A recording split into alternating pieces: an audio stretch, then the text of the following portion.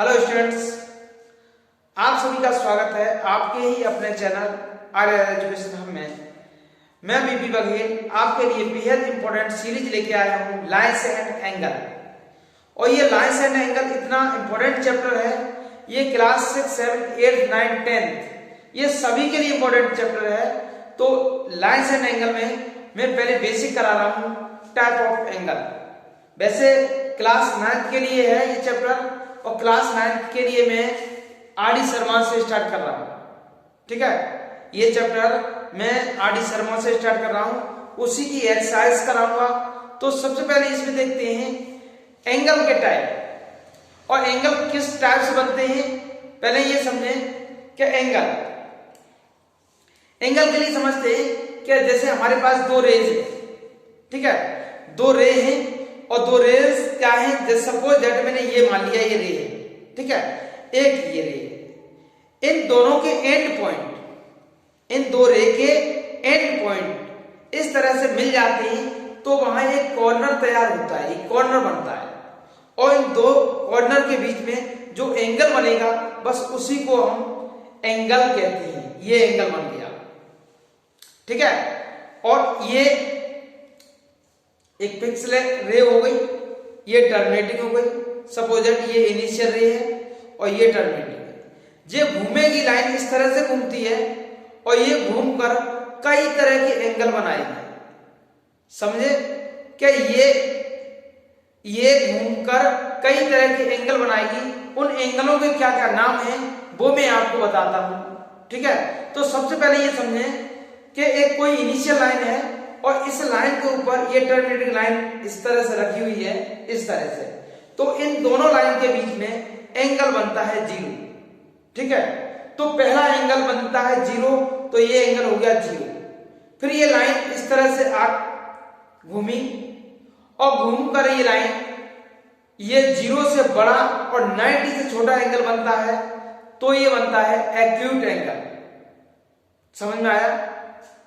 ये 90 से greater than what less than 90, यानी 0 से greater than what less than 90 degree से छोटा और 0 डिग्री से बड़ा एंगल बनता है, उसी को कहते हैं एक्यूट एंगल। और इसके बाद ये लाइन इस तरह से आ गई, इस तरह से ये लाइन इस तरह से आ गई, तो ये इनिशियल लाइन है और ये इस तरह से लाइन है। अब इनके बीच में जो एंगल बनेगा उसी बोलते हैं राइट एंगल। और राइट एंगल कितने डिग्री का होता है? 90 डिग्री का होता है। तो पहला एंगल बना 0 एंगल, दूसरा बना एक्यूट एंगल और ये तीसरा एंगल बना राइट एंगल। समझ में आया? और राइट एंगल के बाद फिर ये कुछ एंगल इस तरह से और घूमेगा, तो ये देखते हैं कि राइट एंगल से बड़ा यानी 90 डिग्री से बड़ा और 180 से छोटा, ये ऑब्ट्यूस एंगल होता है। समझ गए? और ऑब्ट्यूस एंगल बन गया इस तरह से। तो एक एक करके समझिए। और ये लाइन जब इस तरह से हो जाती है तो ये बनता है स्ट्रेट एंगल। इन दोनों एंगलों के बीच में 180 डिग्री का एंगल बनेगा, उसी को बोलते हैं स्ट्रेट एंगल। तो देखते हैं पहला एंगल, समझो ये 0 एंगल। पहला एंगल है 0 angle. N angle whose measured is 0 degree is called 0 angle. जिस एंगल का मेजर 0 है, जिस एंगल का मेजर 0 है उसी को हम बोलेंगे 0 एंगल। इस तरह से मैंने बताया था, इस तरह से दोनों रेस एक के ऊपर एक है, एक के ऊपर एक है। जैसे ए यहां से यहां तक है और बी भी इसी के ऊपर है, तो AOB और ये AOB एंगल 0 डिग्री का हो गया, ठीक है। ये एंगल कितने का हो गया? 0 डिग्री का हो गया। इस तरह से ये 0 डिग्री एंगल। अब आता है एक्यूट एंगल। समझो इस एक्यूट एंगल क्या होता है? An angles whose measured is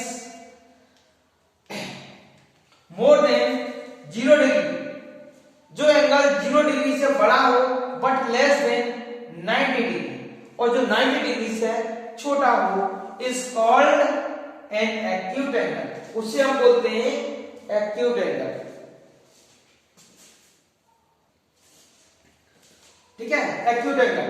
जैसे इस तरह से भी आए, ये लाइन थोड़ी सी ऊंची हो गई, ठीक है, और इस तरह से ये बन गया, ये इनिशियल लाइन है, इस तरह से ये एंगल आ गया, ये लाइन इस तरह से थी, और जैसे ही ये टर्मिनेटिंग हुई लाइन ऊपर वाली ये, तो इनके बीच में जो 90 डिग्री से छोटा एंगल बनेगा और 0 से बड़ा बनेगा। जो एंगल 0 से बड़ा हो, greater than 0, less than 90 degree, हम उसे क्या कहेंगे, एक्यूट एंगल कहेंगे। ठीक है, ये हुआ। अब right angle, N angle whose measure is 90 degree, जो एंगल का मेजर 90 डिग्री है, जिस एंगल का मेजर या 90 डिग्री है, उसी को हम कहते हैं is called a right angle. जैसे AOB कैसा है, ये राइट एंगल है, समझ गए। Fourth, obtuse angle. Obtuse angle क्या होता है, एन एंगल whose, ठीक है, ऑप्टिश एंगल होता है an angle whose measure is more than 90 degree, जो एंगल 90 डिग्री से बड़ा हो बट लेस देन 180, और जो 180 से छोटा हो। 90 डिग्री से तो बड़ा हो और 180 से छोटा हो, इज कॉल्ड एन ऑप्टिश एंगल। उसी को हम क्या कहते हैं, ऑप्टिश एंगल कहते हैं। और ये लाइन इस तरह से, पहला एंगल 0, दूसरा एक्यूट एंगल, तीसरा राइट एंगल, और ये ऑप्टिश एंगल आ जाएगा। फोर्थ होगा इसका, फिफ्थ होगा स्ट्रेट एंगल। ये लाइन इस तरह से बनेगी, देखो, straight angle, N angle whose measure is 180 is called a straight angle। और ये एंगल AOB, और इनके बीच में एंगल 180 का बना, और जब ये 180 का बना तो ये क्या हो जाएगा, यही तो स्ट्रेट एंगल होगा, ये स्ट्रेट एंगल। तो ये समझ में आया होगा आपके।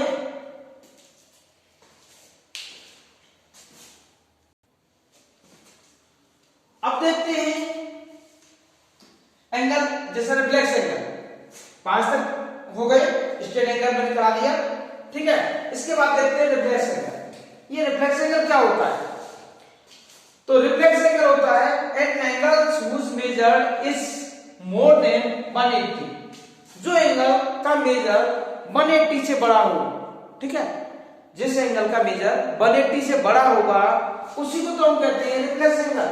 जैसे AOB, ये 180 से बड़ा है, क्योंकि 180 का स्ट्रेट लाइन होती है, एक सीधी लाइन होती है, पर ये 180 से बड़ा एंगल दिख रहा है और 180 से बड़ा है, उसी को कहेंगे हम रिफ्लेक्स एंगल।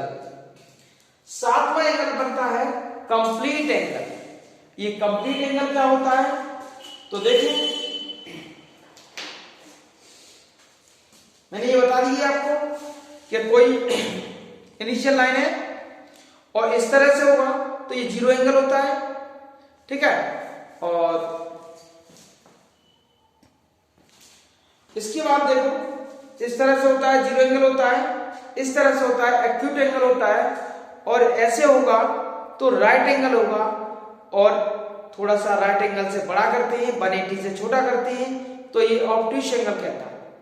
ऑप्टिश एंगल के बाद ये सीधी एक स्ट्रेट लाइन बनती है, और स्ट्रेट लाइन में 180 का एंगल बन गया, और 180 के बाद इस तरह से घूमेगा तो ये बनेगा एंगल रिफ्लेक्स एंगल, जो 180 से बड़ा बन गया, और बड़े बनने के बाद रिफ्लेक्स एंगल के बाद, और ये घूमते हुए इस तरह से लग जाता है, तो ये बन गया कंप्लीट एंगल। और इसके बीच में एंगल 360 का बना, कितने का बना, 360 का बना, और इस 360 के एंगल को ही क्या कहेंगे, कंप्लीट एंगल कहेंगे। N angle whose measure is 160 is called a complete angle। तो समझ गए, तो इसे हम क्या कहेंगे, इसे कंप्लीट एंगल कहेंगे। ये 7 टाइप के एंगल होते हैं, कुछ एंगल्स इसके अलावा भी होते हैं, वो भी देखते हैं क्योंकि बेसिक करा रहा हूं तो ये बेसिक कंप्लीट कराएं तो नेक्स्ट टाइम पे एक्सरसाइज स्टार्ट हो जाएगी। तो अदर एंगल क्या होते हैं वो देखते हैं, ठीक है। इसके बाद देखते हैं कि जो मैंने 7 एंगल कराने के बाद कुछ एंगल और टाइप के होते हैं, तो ये समझे क्या ये एंगल भी है, देखो ये कॉम्प्लीमेंट्री एंगल्स और ये सप्लीमेंट्री एंगल्स। कॉम्प्लीमेंट्री एंगल्स क्या होते हैं और सप्लीमेंट्री एंगल क्या होते हैं ये बताइए। क्या कॉम्प्लीमेंट्री पहले देखते हैं। 2 angles the sum of whose measure is 90 degree, यानी 2 एंगलों का सम 90 डिग्री होता है, ठीक है। और उसी को हम क्या कहते हैं आर कॉल्ड कॉम्प्लीमेंट्री एंगल। समझ गए कि नहीं, 2 एंगलों का सम, ठीक है।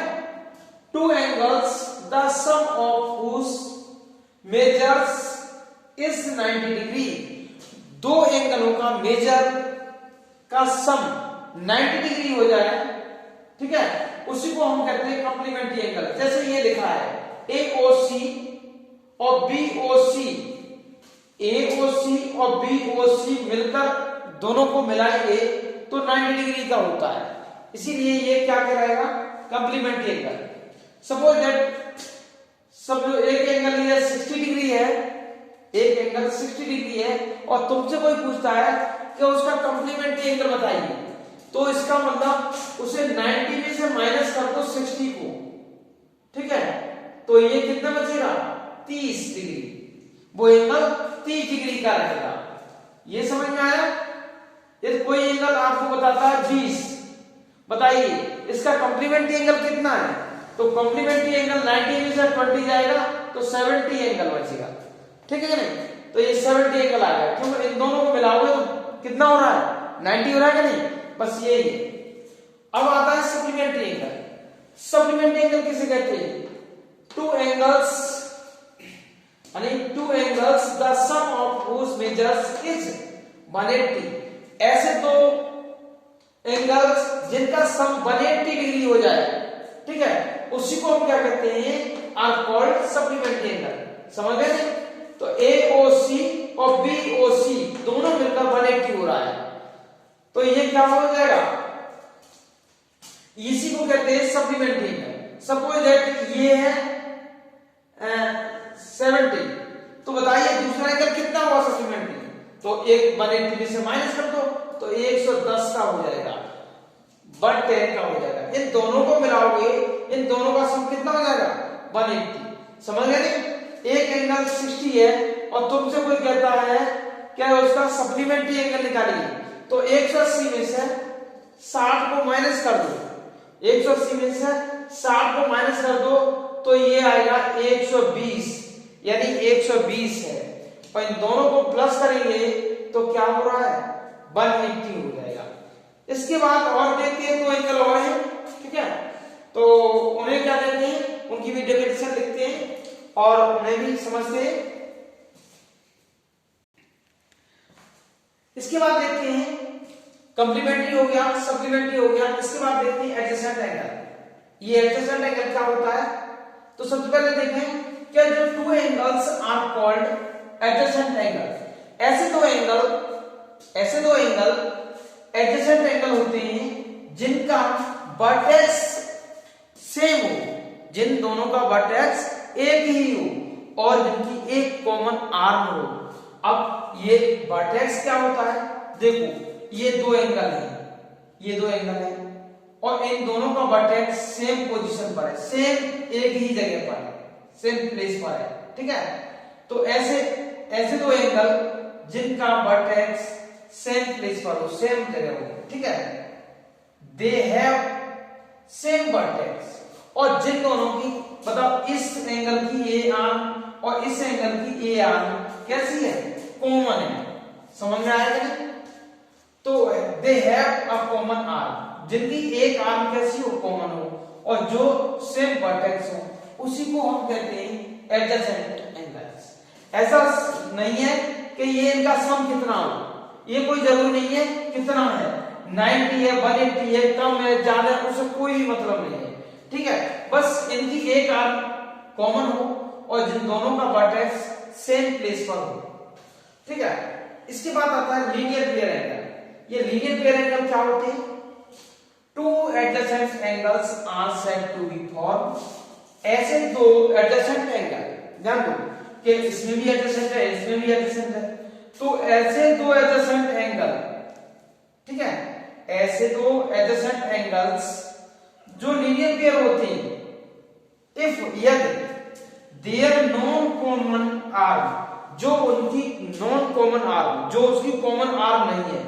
अब इसमें कॉमन आर्म क्या नहीं है? जैसे ओ ए ओ बी जो कॉमन आर्म नहीं है, नॉन कॉमन आर्म है, तो ऐसे दो नॉन कॉमन आर्म, ठीक है, टू अपोजिट रेस, जो दोनों अपोजिट रेस में हो, ठीक है, एक दूसरे के ठीक अपोजिट हो। देखो यहां अपोजिट नहीं था, ये ओ ए इस साइड में है, ओ बी इस साइड में है, ये नॉन कॉमन आर्म है, ठीक है, और इन दोनों का यदि हम सम करते हैं तो 180 होता है।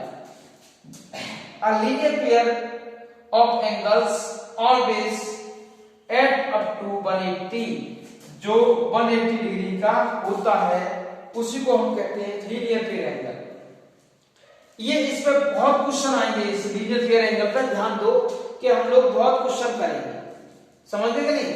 लीनियर पेयर एंगल एक तरह से सप्लीमेंट्री एंगल नहीं, मैंने बताया था अभी हम लोगों ने इससे पहले सप्लीमेंट्री एंगल पढ़ा था, बस सेम वही है। यदि ये 60 है तो ये 120 हो जाएगा, क्योंकि इन दोनों को मिलाकर कितना हो जाएगा? ठीक है, 180 हो जाएगा, इन दोनों को मिला दो 180 हो जाएगा। यही सप्लीमेंट्री में था, यही लीनियर पेयर एंगल है। तो ये ध्यान रखना है कि स्ट्रेट लाइन होगी और इस पर इस तरह से दो बना दो एंगल, तो ये दोनों एंगल आपस में लीनियर पेयर एंगल होते हैं जब इन दोनों का सम 180 होता है। तो ठीक है, दैट्स ऑल। इसका बेसिक कंप्लीट हुआ इस एक्सरसाइज के लिए, और न्यू एक्सरसाइज कराएंगे तब नया बेसिक कराएंगे।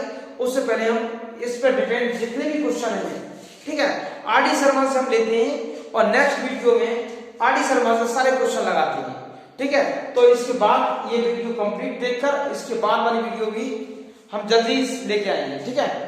ओके।